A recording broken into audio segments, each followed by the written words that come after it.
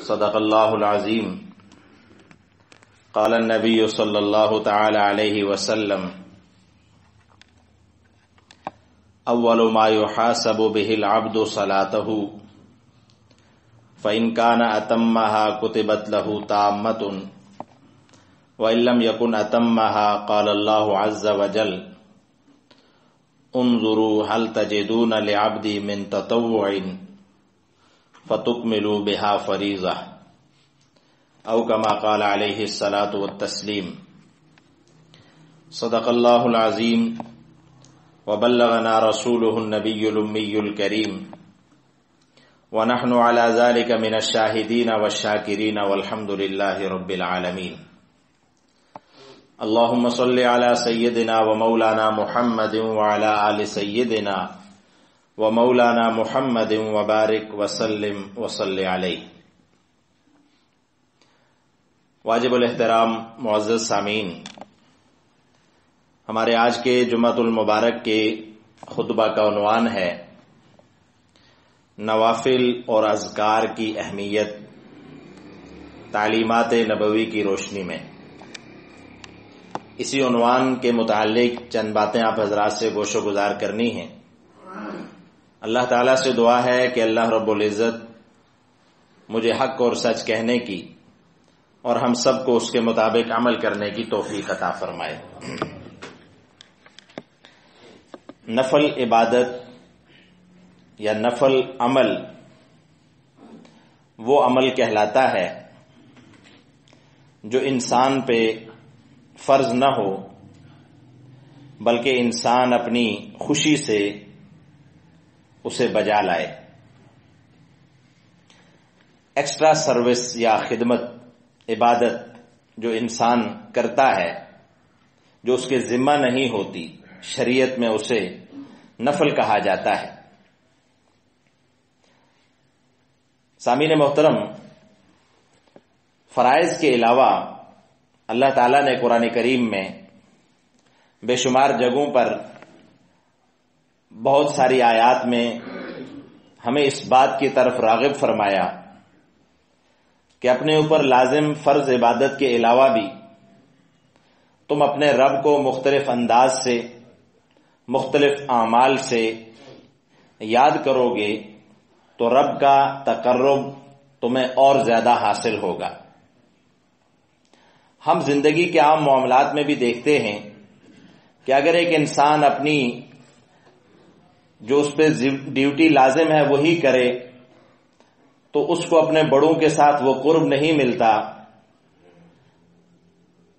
بلکہ اس انسان کو جو ڈیوٹی کے علاوہ الگ سے ٹائم نکال کے اپنے آفیسرز کی یا اپنے بڑوں کی خدمت کرتا ہے تو اسے قرب ملتا ہے، اس کے تعلقات ان عام لوگوں سے زیادہ اچھے ہوتے ہیں جو کہ اپنی ایکسٹرا خدمات پیش نہیں کرتے۔ اسی طرح اللہ تعالیٰ نے یہ یقینی بات ہے کہ فرائض کی اہمیت سے بڑھ کر کوئی عبادت نہیں، لیکن کچھ ایسے اللہ تعالیٰ نے ہمارے لیے آپشنز رکھے ہیں کہ اگر ہم ان پہ چل کر مزید اپنا جو ہمارا وقت ہے جس میں ہمارے اوپر عبادت لازم نہیں ہے، اگر وقت نکال کے اپنے رب کے ساتھ مزید اپنے تعلقات کو استوار کریں تو اللہ تعالیٰ کا قرب ہمیں پہلے سے کہیں بڑھ کے حاصل ہوتا ہے۔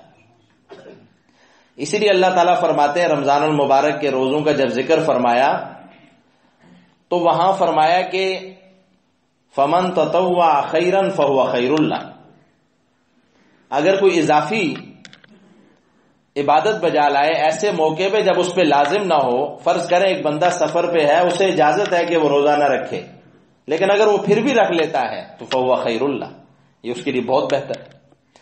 ایک انسان پہ فرض عبادت لازم ہے، اس میں تو کوئی اسے چھوٹ ہی نہیں ہے، خاص طور پہ ایک مرد کے لیے، لیکن اس کے باوجود جب ایک انسان اپنی فرائض پورے کرنے کے بعد مزید نوافل میں لگا رہتا ہے، مزید نمازیں پڑھتا ہے، مزید سجود بجا لاتا ہے، تو اللہ تعالیٰ اس پہ اپنی رحمت خاص نازل فرماتے ہیں۔ سامعین محترم، اللہ کے حبیب صلی اللہ علیہ وسلم نے فرمایا کہ سب سے پہلے جس چیز کا عبادات میں سے بندے کا حساب لیا جائے گا وہ نماز ہوگی۔ فرمایا کہ اگر تو وہ نماز انسان کی کامل اور مکمل نکلی تو بہت اچھی بات ہے، لیکن اگر ان نمازوں میں نقص نکل آیا، کمی آئی، تو اللہ تعالیٰ فرمائے گا کہ دیکھو ذرا اس بندے کی کچھ نفلی عبادات بھی ہیں کہ نہیں۔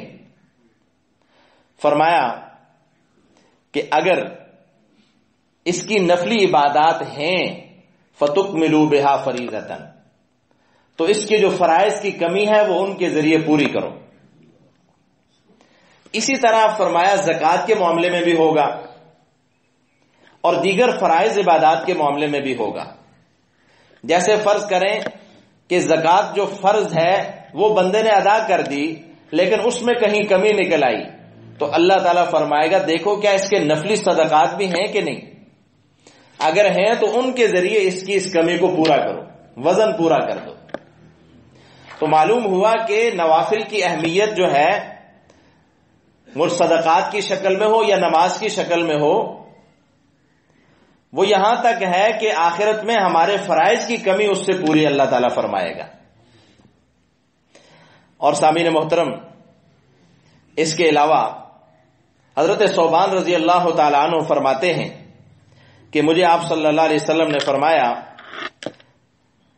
کہ علیک بکثرت السجود للہ، تم پر لازم ہے کہ تم اپنے رب کے لیے کثرت سے سجدے کرو۔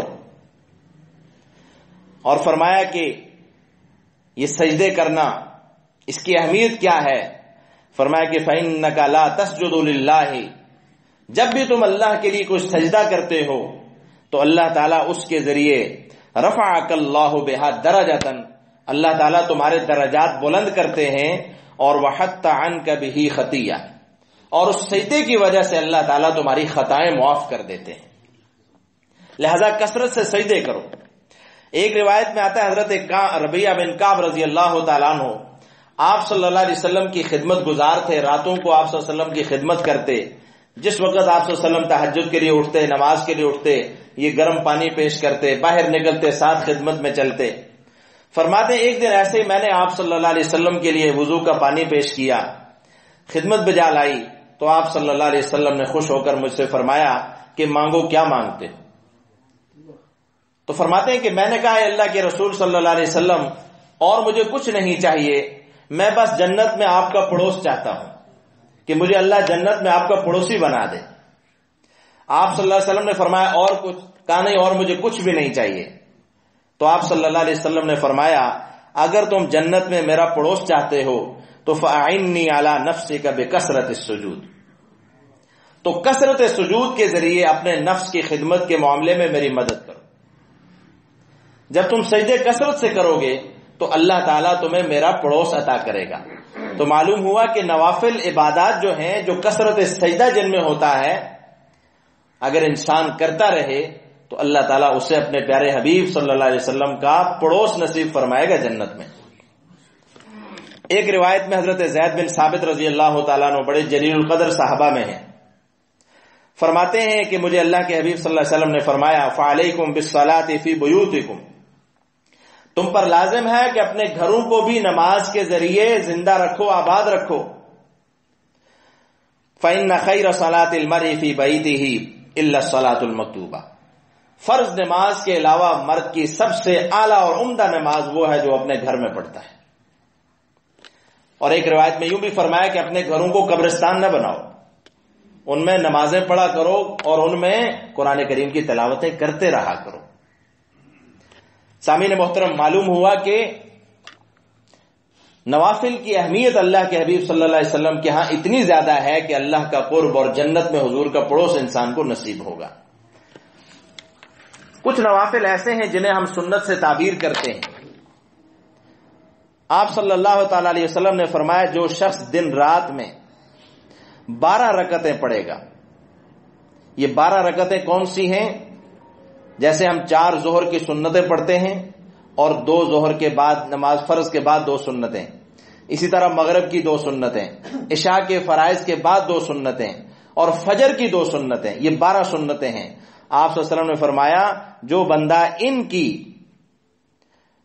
اہمیت کو جانتے ہوئے ان کی پابندی کرے گا وہ جنت میں اللہ تعالیٰ اس کے لیے گھر بنا دے گا. اور فجر کی 2 سنتوں کے متعلق آپ صلی اللہ علیہ وسلم نے فرمایا یہ 2 رکعتیں دنیا و ما فیہا سے بہتر ہیں.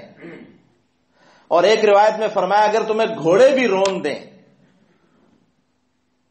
رگڑ کے مسل کے تمہیں چلے جائیں, تو پھر بھی کوشش کرنا یہ 2 رکعتیں تم سے نہ چھوٹیں. تو سامعین محترم, یہ تو وہ سنتیں ہیں, نوافل ہیں بے شمار. لیکن اس کے علاوہ جو نوافل نمازیں ہیں جیسے نماز اشراق ہے, چاشت ہے, اوابین ہے, نماز توبہ ہے, صلاۃ الحاجت ہے, اس طرح کی بے شمار نمازیں, تہجد کی نماز ہے, ان کی اتنی اہمیت ہے کہ اگر ایک ایک نماز کی جو فضائل ہیں وہ بیان کریں تو ہمارے پاس جو ہے کافی وقت اس کے لیے درکار ہوگا. لیکن آپ دیکھیں نماز تہجد جو ہے یہ کتنی اعلیٰ نماز ہے, کتنی عمدہ نماز ہے کہ اس وقت سب سے زیادہ اللہ اپنے بندے کے قریب ہو کر اس کی دعا کو, اس کی پکار کو سنتا ہے. اور اللہ تعالیٰ نے اپنے نیک بندوں کی جو صفات قرآن کریم میں بیان کی, وَعِبَادُ الرَّحْمَنِ الَّذِينَ يَمْشُونَ عَلَى الْأَرْضِ, یہاں پورا رکوع ہے جس میں رحمان کے بندوں کی صفات ہیں. لیکن اللہ فرماتے ہیں جو رحمان کے بندے ہوتے ہیں يَبِيتُونَ لِرَبِّهِمْ سُجَّدًا وَقِيَامًا, وہ اپنے رب کے سامنے اپنی راتیں قیام کی حالت میں گزار دیتے ہیں, سجدوں کی حالت میں گزار دیتے ہیں. آج ہم اپنی راتوں کا محاسبہ کریں کہ ہماری راتیں کیسے گزرتی ہیں. ہمارا تو ستیاناش کر دیا اس موبائل نے اور اس میڈیا نے. ہمیں عبادات جو نوافل تو کیا فرائض بھی بھول گئے, اور فرائض کو چھوڑ کر اپنی جو دنیاوی ذمہ داریاں ہیں ان سے بھی ہمیں جو ہے اس نے غافل کر دیا. رب کو تو بلایا ہی ہے, جو اپنی ذاتی ضرورت کی جو ہماری ذمہ داریاں ہیں وہ بھی ہم سے گئیں. لیکن اللہ جانتا ہے جو راتوں کو جاگتے ہیں. اقبال نے کہا تھا کہ عطار ہو, رومی ہو, رازی ہو, غزالی ہو, کچھ ہاتھ نہیں آتا بے آہ سحر گاہی. یہ سحر گاہی بڑی قیمتی چیز ہے. تو سامعین محترم, تہجد کی نماز, اسی طرح نماز صلاۃ الحاجت ہے, حاجت کی نماز. اللہ کے حبیب صلی اللہ علیہ وسلم نے فرمایا جب بھی تمہیں کوئی ضرورت پیش آئے تم 2 وضو کرو اور 2 رکعت نماز پڑھو, اور اس کے بعد بیٹھ کر اللہ سے ایک دعا کرو, لا الہ الا اللہ الحلیم الکریم, سبحان اللہ رب العرش العظیم, الحمد للہ رب العالمین, نسألک موجبات رحمتک وعزائم مغفرتک والغنیمت من کل بر والسلامت من کل اسم. اللہم انی اسألک لا تدع لی ذنبا الا غفرتا ولا ہما الا فرجتا ولا دینا الا قضیتا ولا مریضا الا شفیتا ولا حاجتا ہی لک رضا الا قضیتها یا رب العالمین. یہ دعا پڑھو, اللہ تعالیٰ تمہاری حاجتیں ضرور پوری کرے گا. یہ وہ اذکار ہیں جن کی گارنٹی اللہ کے حبیب صلی اللہ علیہ وسلم نے دی ہے, کسی عام انسان نے نہیں دی. بات یقین کی ہے. اللہ کے حبیب صلی اللہ علیہ وسلم نے فرمایا چند اذکار ایسے ہیں اگر صبح و شام انسان ان کو پڑھتا رہے تو فرمایا اللہ تعالیٰ اس کے تمام معاملات میں اس کی کفالت فرمائے گا. جیسے یہ دعا اللہ کے حبیب صلی اللہ علیہ وسلم نے فرمائی, حسبی اللہ لا الہ الا ہو علیہ توکلت وہو رب العرش العظیم. فرمایا صبح شام پڑھو, اللہ تعالیٰ تمہارے معاملات میں تمہاری کفالت کرے گا. بسم اللہ الذی لا یضر مع اسمہ شیء فی الارض ولا فی السماء وہو السمیع العلیم. اللہ تعالیٰ تمہارے نقصانوں سے محفوظ رکھے گا. اعوذ بکلمات اللہ التامۃ من شر ما خلق. اس طرح کے اذکار جو ہیں یہ جب ہم عام عبادات کے علاوہ پڑھتے رہتے ہیں تو اللہ تعالیٰ کی معیت, اللہ کا قرب, اللہ کی مدد جہاں حاصل ہوتی ہے وہاں ہمیں دلی سکون حاصل ہوتا ہے. اللہ تعالیٰ نے قرآن کریم میں فرمایا ہے کہ الا بذکر اللہ تطمئن القلوب. اللہ کا ذکر ہی ہے جس سے دلوں کو اطمینان ملے گا. کوئی موسیقی, کوئی اور چیز, کوئی ایسی چیز نہیں ہے جو ہماری روح کو تسلی دے, سکون دے. اللہ کی قسم یہ میرے رب کا وعدہ ہے, یہ میرے حبیب کا وعدہ ہے کہ فرمایا اگر دلوں کا سکون چاہتے ہو تو پھر کیا کرو, الا بذکر اللہ، اللہ کو یاد کرو۔ اللہ کو یاد کرنے کی بہت ساری صورتیں ہیں۔ اللہ کا قرآن پڑھو، سب سے افضل ذکر ہے لا الہ الا اللہ، اس کا ورد کرو۔ اللہ کا قرآن پڑھو، توبہ اور استغفار کرو، اور اس کے ساتھ ساتھ درود شریف پڑھو، اللہ کے حبیب صلی اللہ علیہ وسلم پہ درود پڑھو۔ اللہ کے حبیب صلی اللہ علیہ وسلم نے فرمایا من صلی علیہ مرۃ واحدہ صلی اللہ علیہ عشرہ، جو بندہ مجھ پہ ایک مرتبہ درود پڑھتا ہے اللہ تعالیٰ اس پہ 10 بار اپنی رحمت نازل فرماتا ہے۔ سامعین محترم، بہت سارے اذکار ہیں۔